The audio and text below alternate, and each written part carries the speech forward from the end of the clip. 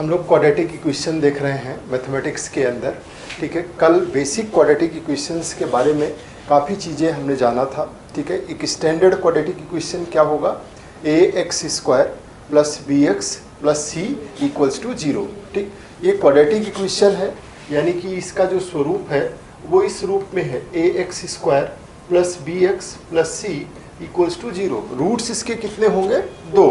ठीक है, अल्फा और बीटा दो इसके रूट्स होंगे, और इस तरीके से इसके बीच में एक रिलेशनशिप है कि अगर इन्हें दोनों को जोड़ा जाए, रूट्स को इक्वल किया जाए इसके सम को, तो ये -b/a, और इनको अगर मल्टीप्लाई किया जाए तो ये c/a के इक्वल आ जाता है। ठीक, हम लोग काम कर रहे हैं मिशन 100 आउट ऑफ 100 पे, और इसके लिए आपको कंटिन्यूअस कंसिस्टेंसी के साथ सिर्फ और सिर्फ प्रैक्टिस करना है। ठीक है, जो कवर करना है, जिन एरियाज से क्वेश्चंस पूछे जाते हैं या जिस तरीके का ट्रेंड रहा है, तो ये आपको कंप्लीट, यानी कि सारा का सारा नॉलेज आपके पास होना चाहिए। ये बाई चांस नहीं हो सकता है। बाई चांस 99 आ सकता है, 90 आ सकता है कि तैयार करके गए, एक एरिया छोड़ दिया था, वहां से क्वेश्चन आ गया, वो नहीं हुआ, बाकी सब हो गया। लेकिन अगर 100 आउट ऑफ 100 लाना है तो उसके लिए पूरी जो है, उसका मतलब आपने कंप्लीट प्रिपरेशन कर रखी है, और इस तरीके की कोई स्थिति यहाँ नहीं बनती। अगर आप चाहें तो आपके पास पर्याप्त समय है और पूरा संसाधन उपलब्ध है, तो ये टारगेट बहुत इजीली अचीव हो जाएगा। ठीक, तो हम लोगों ने जो कल डिस्कस किया था क्वाड्रेटिक इक्वेशन, और कल की जो क्लास थी उसमें किस तरीके से अगर रूट्स दिए हुए तो द्विघात समीकरण बता सकते हैं। श्रीधराचार्य का फार्मूला भी आपने देखा था। ठीक है, तो एक बेसिक जानकारी क्वाड्रेटिक इक्वेशन से रिलेटेड, द्विघात समीकरण से रिलेटेड आपने कल देखी थी, होमवर्क भी दिया गया था। अब आज दूसरी क्लास है, और इस क्लास के अंदर आइए हम लोग डिस्कस करते हैं कुछ ऑब्जेक्टिव क्वेश्चंस को। आपके पेपर में 20 ऑब्जेक्टिव क्वेश्चंस होंगे। ठीक है, ये पहले से मान करके चलिए कि 20 में 20 करेक्ट करना है, इसमें किसी तरीके का लूप होल नहीं होना चाहिए। तो आज हम आपके सामने इसी टॉपिक से रिलेटेड ऑब्जेक्टिव क्वेश्चंस लेकर के आए हैं। इनको देखिए, समझिए और इसका आंसर करना है। जैसे दिया गया है कि एक द्विघात समीकरण, उसका स्टैंडर्ड रूप, उसका मानक रूप क्या होगा। मानक रूप की बात हो रही है। यहाँ लिखा हुआ है पहले ऑप्शन में ax + b। ax + b, क्या ये मानक रूप हो सकता है? बिल्कुल नहीं। ax² + bx + c = 0, बिल्कुल ठीक लग रहा है। ठीक है ना, यही है, ये है x² bx = 0, ये मानक नहीं है। इसमें क्या है, c मिसिंग है, c नहीं है। ax² + b, ठीक है, = 0 है, तो ये भी द्विघात समीकरण, ये भी द्विघात समीकरण, लेकिन उसका मानक रूप क्या होता है, वो होता है ax² + bx + c = 0। ये द्विघात समीकरण का मानक रूप है। क्लियर है ना। दूसरा देखिए, द्विघात समीकरण की घात है, उसकी जो पावर है वो कितनी होती है, डिग्री कितनी होती है द्विघात समीकरण की। तो द्विघात समीकरण मतलब उसकी डिग्री कितनी होगी, 2 होगी। क्लियर, यहाँ 1 दिया गया है, 2, 3 और 4, तो द्विघात का मतलब उसकी डिग्री 2 होगी। आंसर क्या हो जाएगा, 2। क्लियर है ना। इसके बाद में नेक्स्ट क्वेश्चन है कि द्विघात समीकरण के मूलों की संख्या कितनी होती है, उसके रूट्स कितने होते हैं, कितने होते हैं, 2, 1, 2, 3, 4। आपका आंसर क्या हो जाएगा, 2। उसके जो रूट्स होंगे वो 2 होंगे। कहीं किसी तरीके की कोई सिली मिस्टेक के लिए जगह बचनी ही नहीं चाहिए। इसको इस तरीके से डिजाइन किया गया है कि आपका पूरा कॉन्सेप्ट एकदम क्लियर हो जाए। नेक्स्ट देखिए, ax² + bx + c = 0 के मूलों का सूत्र है, जिसको क्या बोलते हैं, श्रीधराचार्य फार्मूला। ठीक है, वो क्या है, x = -b ± √b² - 4ac/2a। क्या है, x = श्रीधराचार्य फार्मूला क्या है, x = -b ± √b² - 4ac/2a। x equals to minus B plus minus under root B square minus 4ac upon 2a। Clear है ना। नेक्स्ट क्वेश्चन देखिए, the value of the discriminant is, जो विविक्तिकर होता है, डिस्क्रिमिनेंट होता है, उसकी क्या वैल्यू होती है, तो d होता है, d इक्वल्स टू क्या होता है, बी स्क्वायर माइनस 4ac, यही होता है ना, d equals to B square minus 4ac। और देखिए ये बी स्क्वायर प्लस 4ac लिखे हुए हैं, कट कर देंगे, बी स्क्वायर माइनस 4ac, दोबारा फिर से देख लेंगे, वही देख रही हैं हमारी आंखें, है ना, नहीं तो कुछ और देख लें, एकदम सही है। यहाँ लिखा है 4ac माइनस बी स्क्वायर, नहीं चलेगा, और ये है, ये भी नहीं चलेगा। क्लियर, आपका आंसर क्या हो गया। नेक्स्ट क्वेश्चन देखिए, आपसे क्वेश्चन में कहा गया है if d is greater than 0 तो रूट्स आर, अगर जो डिस्क्रिमिनेंट है वो ग्रेटर देन 0 हो जाए, तो d अगर ग्रेटर देन 0 होगा, तो मैंने आपको कल 2 सिचुएशंस बताई थी कि d ग्रेटर देन 0 होने पे d का मान अगर परफेक्ट स्क्वायर है, वो परफेक्ट स्क्वायर है, और ऐसा है जो परफेक्ट स्क्वायर नहीं है।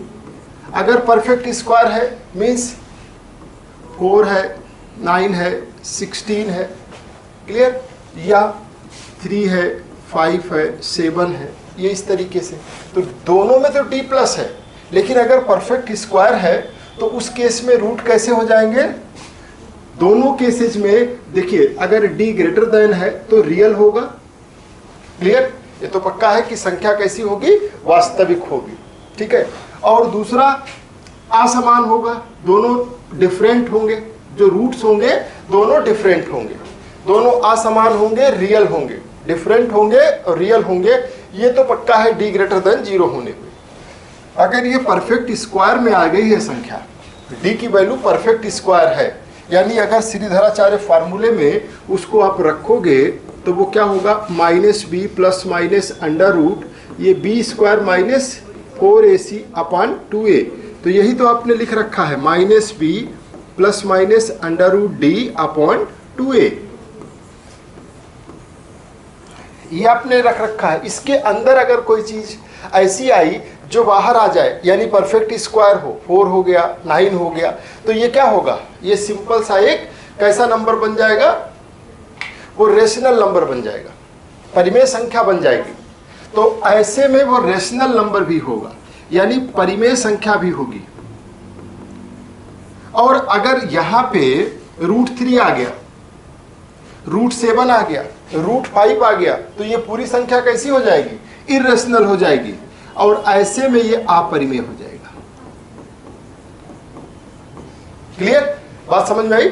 d ग्रेटर देन 0 होने पर दो चीजें होंगी, ये तो रियल और डिफरेंट होंगे, दोनों अलग अलग होंगे, ठीक है, लेकिन अगर वो परफेक्ट स्क्वायर है तो परिमेय भी होगा, और अगर परफेक्ट स्क्वायर नहीं है तो अपरिमेय होगा।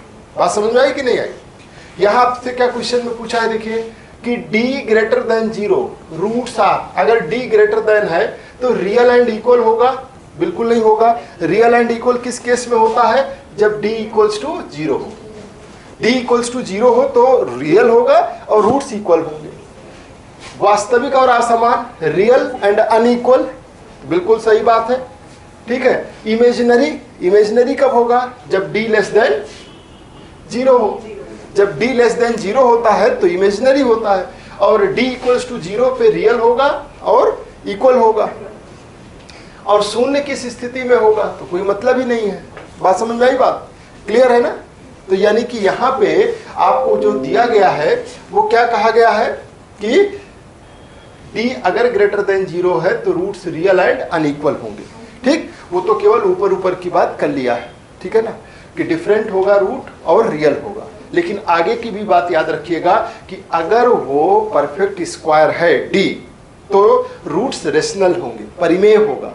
अब अगर रूट्स d की वैल्यू ऐसी आ जाए जो परफेक्ट स्क्वायर ना हो तो यहाँ रूट में फंस जाएगा, और जब रूट में फंस जाएगा और उसका रूट नहीं निकल पाएगा तो उसको क्या बना देगा, अपरिमेय संख्या, ठीक है ना। क्लियर। नेक्स्ट क्वेश्चन देखिए, यहाँ पे कहा गया d इक्वल्स टू 0, अगर d इक्वल्स टू 0 है तो d इक्वल्स टू 0 है तो उस केस में रूट्स कैसे होंगे, तो पहला तो रियल होंगे, और इक्वल्स टू 0 है तो मतलब इक्वल होंगे। ठीक है, तो यानी वास्तविक और समान, ये बिल्कुल सही है। Real and unequal, real and unequal इसके किस केस में होता है? d greater than 0। कब होगा? जब d ग्रेटर देन 0 हो। काल्पनिक कब होता है? जब d लेस देन 0 हो। d लेस देन 0 हो, d की वैल्यू 0 से छोटी हो, तो रूट के अंदर कोई चीज माइनस में अगर आ जाएगी, रूट के अंदर -5, रूट के अंदर में -5, तो कैसा हो जाएगा? इमेजिनरी। वो नंबर कैसा होगा? इमेजिनरी हो जाएगा। क्लियर? तो यानी कि अगर d जो है वो लेस देन 0 होगा तो क्या आंसर होगा? रूट्स कैसे होंगे? इमेजिनरी होंगे। बात समझ में आ रही कि नहीं? क्लियर? इसके बाद में the sum of the roots of ax² + bx + c equals to h, है ना। एक द्विघात समीकरण आपको दिया गया, उसके मूलों का योग कितना होगा? Alpha plus beta. Alpha plus beta किसके बराबर होता है? -b/a। Alpha plus beta equals to क्या है? Sum of the roots alpha plus beta. Alpha plus beta equals to -b/a। Clear है ना? नेक्स्ट क्वेश्चन देखिए, मूलों का गुणनफल। अगर गुणनफल की बात करें, प्रोडक्ट ऑफ द रूट, तो alpha into beta equals to किसके बराबर होता है? c/a। c/a, जो c वाला टर्म है यानी कांस्टेंट टर्म, और x² का कोफिशिएंट, तो c/a कहाँ पे है? ये। ठीक है ना? जब भी ऑब्जेक्टिव क्वेश्चन सॉल्व करिएगा रीचेक किए बिना, क्योंकि कभी कभी ऑप्शंस ऐसे लिखे होते हैं कि आंखें धोखा खा जाती हैं। ठीक है, तो वो सिली सी मिस्टेक ना हो जाए कि मेरी गलती से हो गया। बिल्कुल आसान सा क्वेश्चन नजर आएगा, लेकिन वो देख लीजिएगा कि c/a है, ऐसा नहीं a/c लिखा हो और c/a दिख रहा हो। क्लियर? नेक्स्ट देखिए, समान मूलों के लिए डिस्क्रिमिनेंट होना चाहिए। समान होने के लिए क्या होना चाहिए? d equals to 0, equals to 0 होना चाहिए। अगर ग्रेटर देन 0 है तो क्या होगा? रियल होगा, और दूसरा क्या होगा? अनइक्वल होगा। अगर लेस देन 0 है तो क्या होगा? इमेजिनरी होगा, काल्पनिक होगा। क्लियर? कॉम्प्लेक्स होगा। अगला है वास्तविक और असमान मूल्यों के लिए। वास्तविक चाहिए, अनइक्वल चाहिए, इसके लिए डिस्क्रिमिनेंट कितना होना चाहिए? तो d ग्रेटर देन 0। तीन ही चीजें हैं, ग्रेटर देन 0, इक्वल्स टू 0 और लेस देन 0। तीनों क्लियर है ना? लेस देन 0 मतलब इमेजिनरी, इक्वल्स टू 0 मतलब रियल एंड इक्वल, और ग्रेटर देन 0 का मतलब रियल एंड अनइक्वल। ठीक है? और इसके बाद में इक्वेशन दिया गया है, और इसका कहा गया इसके मूल होंगे। इसके मूल पता लगाने हैं। x² - 5x + 6 equals to 0। यही है ना? 6 के ऐसे देखिए 1 है, x² का कोफिशिएंट 1 है, और इधर 6 है, तो 1 × 6 मतलब 6। 6 का ऐसा फैक्टर करना है, इस 6 का ऐसा फैक्टर करना है कि उन फैक्टर्स को जोड़ने पे कितना आना चाहिए? 5। बात समझ आ रही है? 6 का ये 1, यहाँ देखो यहाँ पे 1 है x² का कोफिशिएंट, और ये कितना है? 6। 1 × 6 कितना हो गया? 6। इस 6 का ऐसा गुणनखंड करना है, ऐसा फैक्टर करना है कि जोड़ने पे, ये साइन बता रहा है कि जोड़ने पे। क्लियर? कितना आना चाहिए? 5। तो क्या कर सकते हैं इसको? जोड़ने पे आना चाहिए 2 × 3 इक्वल्स टू 6, यानी 2 + 3 कितना हो जाएगा? 5। बात समझ में आई? अब इसके बाद इसका फैक्टर कर दीजिए, x² - 2 + 3 × x + 6 इक्वल्स टू 0। ठीक है? x² - 2x - 3x + 6 equals to 0। x को कॉमन ले लिया तो x - 2 हो गया, -3 कॉमन ले लिया तो ये भी x - 2 इक्वल्स टू 0। x - 2, और इधर से क्या बच जाएगा? x - 3।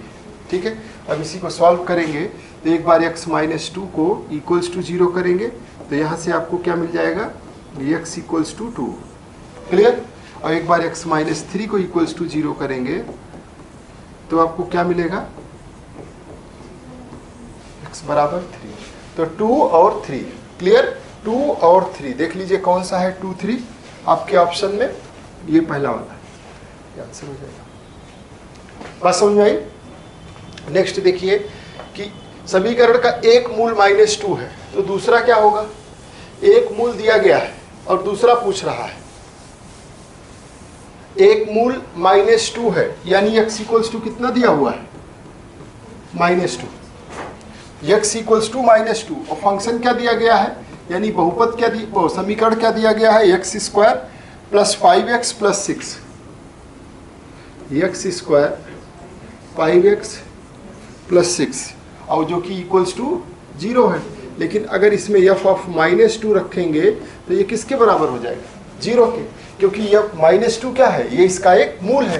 तो यानी कि आप इसको ले आइए, जहाँ जहाँ पे ये है x वहाँ पे -2 रख दीजिए, तो -2 का स्क्वायर प्लस 5 × -2 + 6 इक्वल्स टू 0। बात समझ आ रही है? ठीक है, यानी ये कितना हो जाएगा? 4 - 10।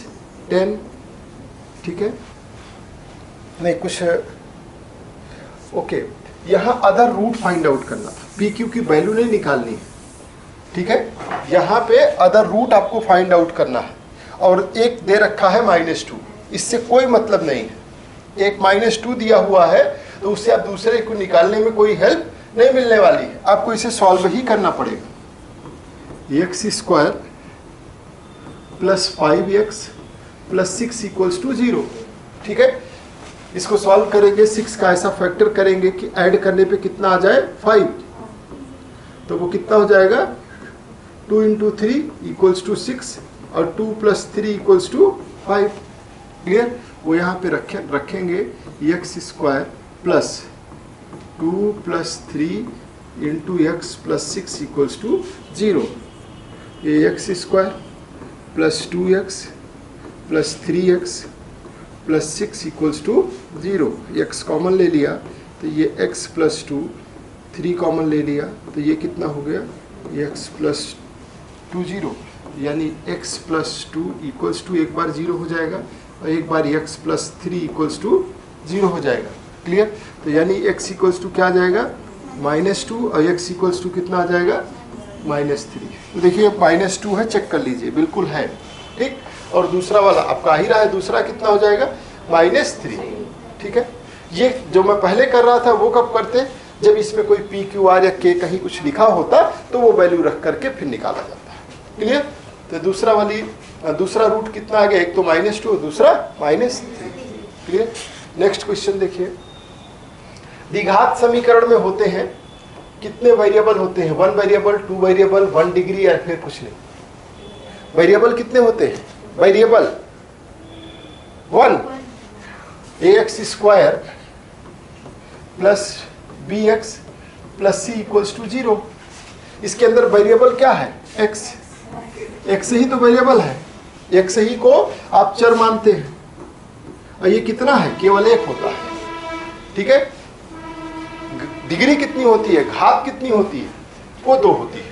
जो इसकी डिग्री है वो 2 होती है, घात 2 है, बाकी वेरिएबल 1 होता है। ठीक है, तो एकदम अलर्ट रहना है ना? इस तरीके के कोई क्वेश्चन पूछा जाए तो पता चले गलत ना हो जाए। द्विघात समीकरण में कितने समीकरण में होते हैं कितने वेरिएबल? 1। आपको 1 वेरिएबल का ही पढ़ना है। क्लियर? तो द्विघात समीकरण में कितने हैं? 1 वेरिएबल। ठीक है, उसके अलावा इसके मूल है, इसके रूट्स फाइंड आउट करने हैं। रूट से इक्वेशन क्या दिया गया है? x² - 2x - 8 equals to 0। यहाँ पे x² का कोफिशिएंट क्या है? 1 है। x² का कोफिशिएंट कितना है? 1। यहाँ पे 8 लिखा हुआ है, तो 1 × 8 कितना हो जाएगा? 8। 1 × 8 8। 8 का ऐसा फैक्टर करना है कि माइनस करने पे 2 आ जाए। तो ऐसा 8 का क्या फैक्टर हो जाएगा? 4 × 2, और 4 - 2 कितना होगा? 2 हो जाएगा। बस समझ आई? अब यहाँ पे इसी को पुट कर दीजिए, यानी x² - 4 - 2 × x - 8 equals to 0। x² - 4x ये अंदर आएगा तो क्या कर देगा? Plus 2x - 8 equals to 0।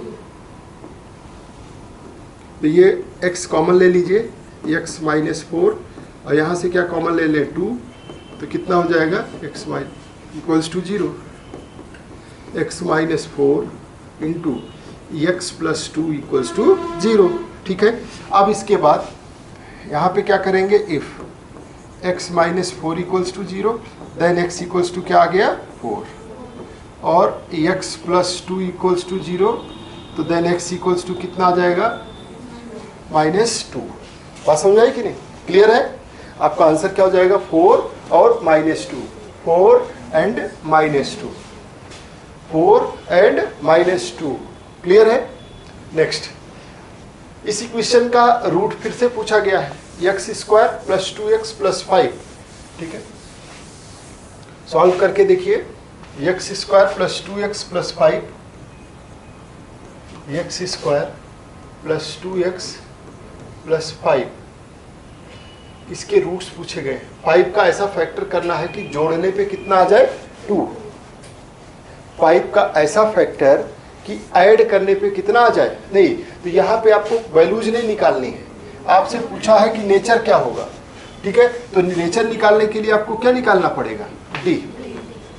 Nature पता करना है तो डी से पता कर लीजिए, तो डी इक्वल्स टू क्या होगा, बी स्क्वायर माइनस डी निकाल लीजिए, D equals to B square minus 4ac, यानी कि यहाँ पे b कितना है 2 का स्क्वायर माइनस 4 इंटू 1 इंटू 5, तो ये हो गया 4 माइनस 20, माइनस कितना आ गया, d क्या हो गया, d is less than 0, d less than 0 है तो रूट कैसे होंगे, इमेजिनरी होंगे, रूट्स जो है वो इमेजिनरी होंगे। ठीक है, नेक्स्ट क्वेश्चन देखिए, मूलों का योग और गुणनफल है, आपसे मूलों का योग और गुणनफल पूछा गया है। नेक्स्ट क्वेश्चन, इक्वेशन को पहले साफ साफ वहां से उठा के अलग लिख लीजिए, एक्स स्क्वायर माइनस 3x और प्लस 2, यही है ना। ठीक है, अल्फा प्लस बीटा पूछा गया है, तो अल्फा प्लस बीटा क्या होगा, minus b by A, B की वैल्यू -3/1, तो कितना आ जाएगा 3। ठीक है, अब अल्फा इंटू बीटा क्या होगा, c बाई ए, c की वैल्यू कितनी है 2/1, मीन्स ये कितना हो गया 2, तो 3,2 कितना हो जाएगा 3 और 2, आंसर हो गया 3,2, यही आंसर हो गया। ठीक है ना। नेक्स्ट क्वेश्चन देखिए, if one root of 2x square plus kx plus 3 equals to 1 equals to 0 is 1। ठीक है, तो आपको k की वैल्यू बतानी है। यहाँ पे एक समीकरण दिया गया है और उस समीकरण में, समीकरण क्या है, इक्वेशन क्या है, 2x स्क्वायर प्लस kx और प्लस 3 इक्वल्स टू 0। इसका एक रूट यानी कि x इक्वल्स टू कितना दिया हुआ है 1, यानी कि अगर हम इसको f ऑफ 1 लिखेंगे तो इक्वल्स टू क्या हो जाएगा 0।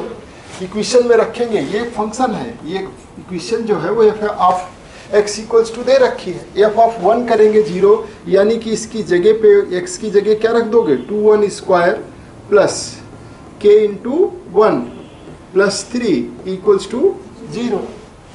ये सॉल्व किया आपने तो ये हो गया 2 plus k plus 3 equals to 0, यानी k plus 5 equals to 0, means k equals to क्या होगा -5, k इक्वल्स टू -5, ये आपका आंसर हो जाएगा। ठीक है ना। नेक्स्ट अंतिम क्वेश्चन कि m के किस मान के लिए इसके मूल समान होंगे, m के किस मान के लिए इसके मूल समान होंगे, यानी कि d इक्वल्स टू क्या होगा 0, और d क्या होता है b स्क्वायर माइनस 4ac, यानी equals to 0, means b square बराबर क्या लिख सकते हैं 4ac, b square equals to 4ac। और इक्वेशन में देखिए b कितना है -2 का whole square equals to 4, a की वैल्यू कितनी है m सी की वैल्यू कितनी है 1, ठीक है ना। सॉल्व करेंगे तो ये 4 हो जाएगा, यहाँ पे ये 4 इंटू एम, 4 से 4 कैंसिल हो गया, तो एम इक्वल्स टू कितना आ गया 1, एम इक्वल्स टू 1 आ गया, ठीक है ना। तो देखिए ये थे 20 क्वेश्चंस जिसको हमने क्वाड्रेटिक इक्वेशंस पे, द्विघात समीकरण पे आपके साथ डिस्कस किया। मैक्सिमम क्वेश्चन आपके बोर्ड एग्जाम में इसमें पूछे गए हुए हैं और इसी तरीके का, इसी लेवल के क्वेश्चंस आपसे एग्जाम में पूछे जाएंगे हर एक टॉपिक के अंदर। जब आपका कॉन्सेप्ट पूरा क्लियर हो जाएगा, उसके सारे एंगल्स, डायमेंशंस और पूछे गए प्रीवियस ईयर के क्वेश्चंस के साथ आप एकदम कंफर्ट हो जाएंगे, तो किसी तरीके से मिस्टेक का कोई चांस बचेगा ही नहीं। लगातार प्रैक्टिस करना है, डेली कोशिश करिए 20-25 पेजेस की प्रैक्टिस करें। जो क्वेश्चंस आज हमने अभी आपके साथ डिस्कस किया, इन सब को अपने आप से करने की कोशिश कीजिए। देखते हैं इसमें आपके लिए क्वेश्चंस है ये 21 नंबर से लेकर के ये 26 नंबर तक, ठीक है। ये आपको खुद सारे सॉल्व करना है, सबके सब का आंसर कमेंट बॉक्स में आप दीजिए।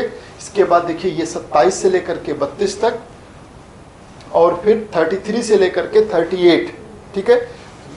यानी कि 20 क्वेश्चंस आपके लिए भी है, ठीक है। 20 मैंने सॉल्व किया है, 20 आपको सॉल्व करना है और फिर इसमें आप कॉन्फिडेंस फील करेंगे। इसको इस तरीके से डिजाइन किया गया है ताकि कॉन्सेप्ट बूस्ट कर जाए, जो कॉन्सेप्ट है उसमें क्लियरिटी आ जाए। जब कॉन्सेप्ट क्लियर हो जाएगा तो ये मिक्स में जब नजर आएंगे, मिक्स का मतलब अभी तो सिर्फ सारे पता है कि किस टॉपिक से है, द्विघात समीकरण से। जब इसी के साथ पता चलेगा कि प्रोबेबिलिटी के क्वेश्चन होंगे, सांख्यिकी के भी होंगे, त्रिभुज के भी होंगे, वृत्त के होंगे, है ना, तो वो उसमें सब मिक्स होंगे। और आपका जब हर तरफ कॉन्सेप्ट क्लियर होगा तो कहीं कोई नयापन नजर नहीं आएगा।